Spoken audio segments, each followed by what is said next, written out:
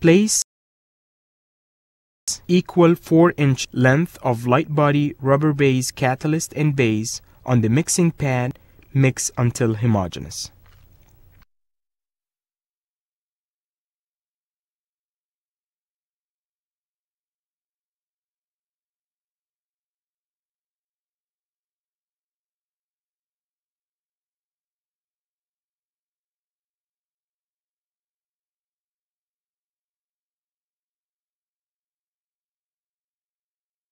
Distribute the material uniformly in the tray using a small cement spatula.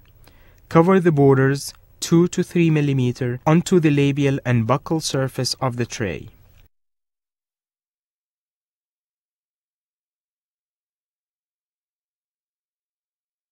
Remove the gauze from the patient's mouth. Standing to the right of and in front of the patient, reflect the patient's cheek with a mouth mirror and rotate the tray into the patient's mouth.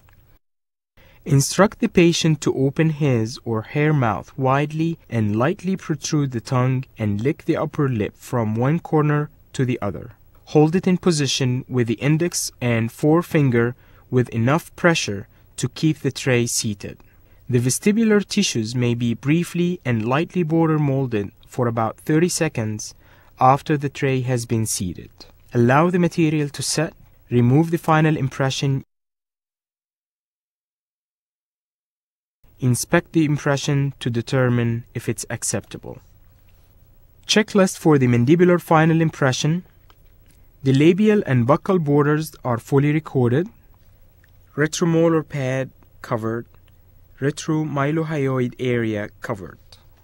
No tray showing through the impression material. Lingual, labial, and buccal freni correctly recorded.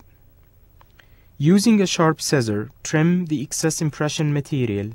Remove any unsupported impression material which would distort when the impression is poured, especially in the lingual flange area